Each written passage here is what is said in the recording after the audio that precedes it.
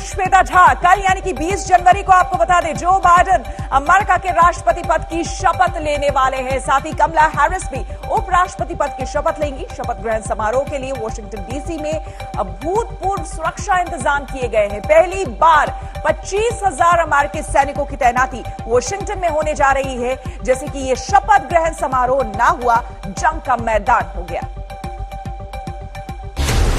Joe Biden 20 जनवरी को America के नए राष्ट्रपति की शपथ लेने वाले हैं, उसके पहले वॉशिंगटन को छावनी में तब्दील कर दिया गया है। वॉशिंगटन में सुरक्षा के लिए 25,000 नेशनल गार्ड की तैनाती हो रही है। इसके अलावा हजारों पुलिस अफसरों की भी तैनाती की जा रही है। नेशनल गार्ड्स को संभावित खतरों को भांपने की ट्रेनिंग दी गई है। पेंटागन ने शपथ ग्रहण समारोह के लिए नेशनल गार्ड्स के 15,000 सैनिकों की तैनाती की इजाजत दे दी। 6,200 सैनिक पहले से वॉशिंगटन में तैनात थे। 7,000 से ज्यादा सैनिक दूसरे राज्यों से आ चुके हैं। शपथ ग्रहण के दिन 5,000 सैनिक दंगा विरोधी उपकरण और हथियारों से लैस होंगे। This sorrow and this tragedy, and we, the United States, can never allow this to happen again. It's the biggest security threat, internal domestic security threat we've ever had since our Civil War. Of course, I think that it's a huge security threat.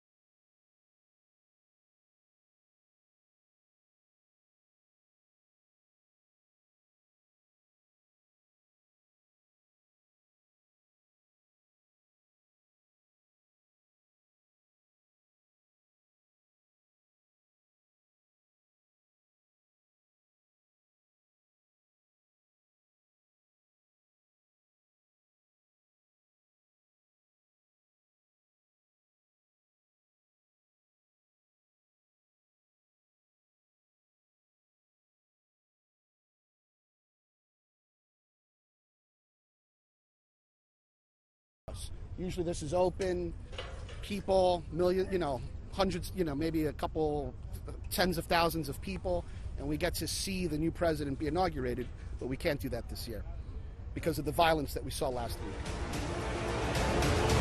Washington DC में हजारों अमेरिकी सैनिक कदम ताल कर रहे हैं। चप्पे चप्पे पर पहरा है। सड़क पर सेना की गाड़ियां दौड़ रही हैं। पेंसिल्वेनिया एवेन्यू से व्हाइट हाउस जाने वाली सड़क पर आने जाने वालों की गाड़ियां रोककर कड़ी पूछताछ हो रही है। किसी भी हालात से निपटने की हर तैयारी है। सड़क पर मोटे मोटे डिवाइडरों का इंतजाम कर दिया गया है। 23 जनवरी तक नो पार्किंग की नोटिस भी चिपका दी गई है। पूरे वॉशिंगटन डीसी को सुरक्षा के लिहाज से अभेद्य किले में तब्दील कर दिया गया है। वॉशिंगटन डीसी से प्रतीक्षा घिल्डियाल के साथ आज तक ब्यूरो।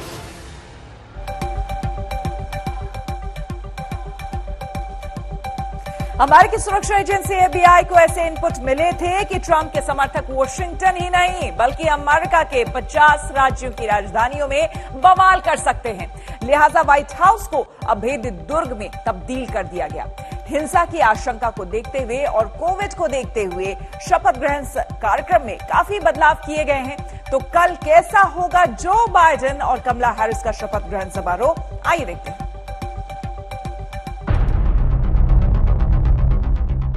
दुनिया भर को लोकतंत्र पर ज्ञान बांटने वाला अमेरिका अपने सबसे बड़े लोकतांत्रिक संकट से जूझ रहा है, जहां राष्ट्रपति चुनाव में हारा हुआ प्रत्याशी हार मानने के लिए तैयार नहीं और जिसने जीत हासिल की उसकी राह में कांटे ही कांटे बिछा दिए।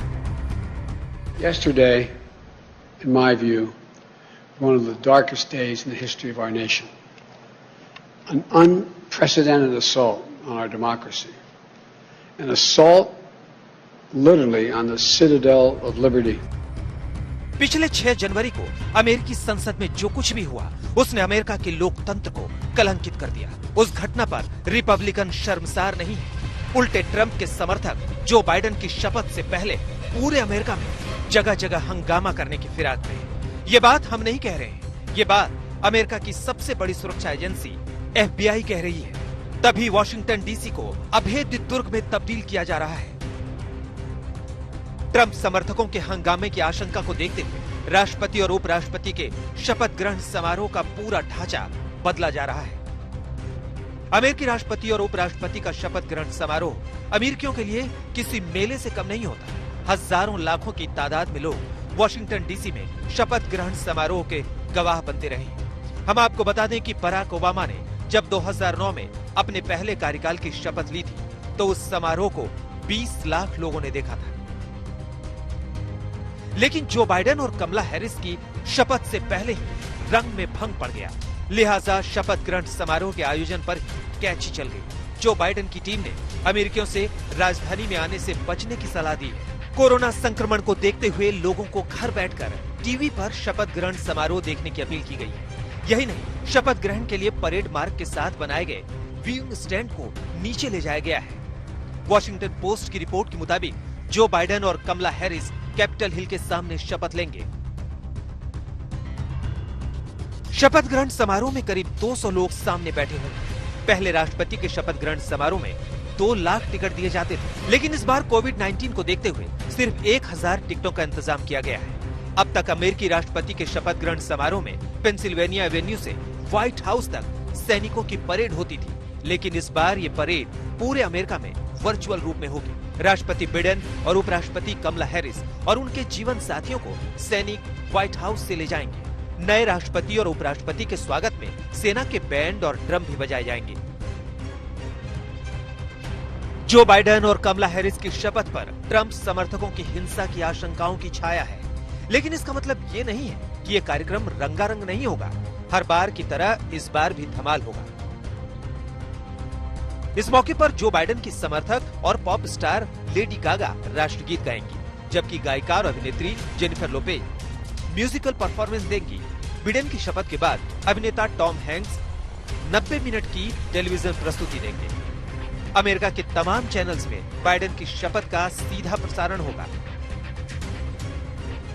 जो बाइडेन और कमला हैरिस के स्वागत के लिए तमिल मूल की महिलाएं पारंपरिक कोलम तैयार कर रही हैं। तमिलनाडु में कोलम की कलाकृति हर शुभ अवसर पर बनाई जाती है। ये तैयारी इस वजह से हो रही है कि उपराष्ट्रपति की शपथ ग्रहण कर रही कमला हैरिस भी तमिल मूल की हैं।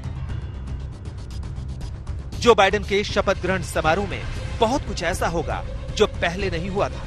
डोनाल्ड ट्रंप की जिस तरह से व्हाइट हाउस से विदाई होने जा रही है वो भी अभूतपूर्व है। ट्रंप अभी भी अपनी हार मानने के लिए तैयार नहीं है। 25th Amendment is of zero risk to me, but will come back to haunt Joe Biden and the Biden administration. Trump अपनी हार और जो बाइडेन की जीत से इतने दुखी हैं कि वो राष्ट्रपति के शपथ ग्रहण में शामिल भी नहीं होंगे। यही नहीं, ट्रंप अपना विदाई भाषण भी नहीं देंगे। उनकी जगह उपराष्ट्रपति माइक पेंस विदाई भाषण देंगे। वॉशिंगटन से प्रतीक्षा घिल्डियाल के साथ आज तक ब्यूरो।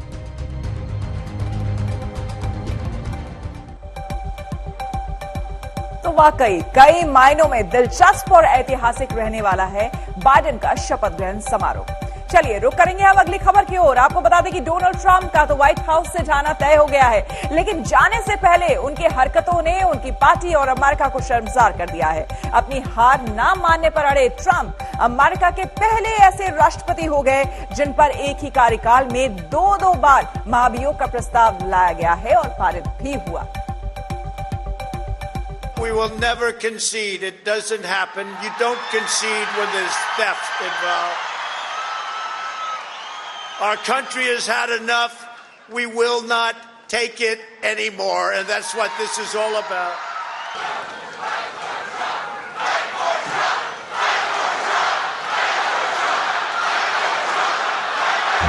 डेमोक्रेट हो या फिर रिपब्लिकन, अमेरिका में डोनाल्ड ट्रंप से पहले 44 राष्ट्रपति हुए, लेकिन ट्रंप जैसा राष्ट्रपति अमेरिका ने अपने लोकतांत्रिक इतिहास में कभी देखा ही नहीं। अपने 4 साल के कार्यकाल में तमाम विवादों के केंद्र में रहे डोनाल्ड ट्रंप की विदाई भी ऐसी हो रही है जिसे वो याद नहीं करना चाहेंगे। बड़े बेआबरू होकर व्हाइट हाउस से निकलेंगे Trump.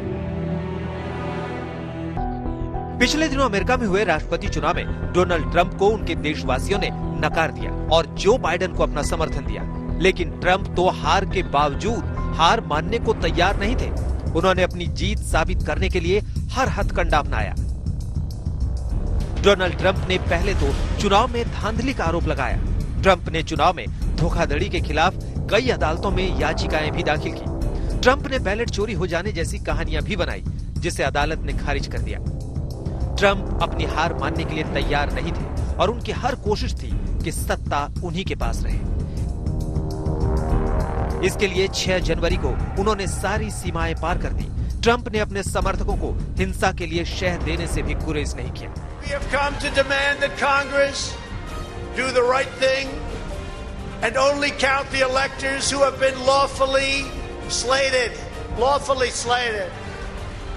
I know that everyone here will soon be marching over to the Capitol building to peacefully and patriotically. ये ट्रंप के उकसावे का ही असर था कि उनके समर्थक अमेरिकी संसद कैपिटल हिल में घुस गए। ऐसा हिंसक हंगामा जिससे अमेरिका दुनिया भर में शर्मसार हो गया। यही नहीं, उनकी अपनी पार्टी ने भी उनसे किनारा कर लिया। डेली मेल की रिपोर्ट की माने तो रिपब्लिकन पार्टी के नेताओं ने ट्रंप की मानसिक स्थिति पर चर्चा की है। हालात ऐसे बन गए थे कि ट्रंप व्हाइट हाउस छोड़ने पर राजी ही नहीं थे। नौबत महाभियोग तक आ गई।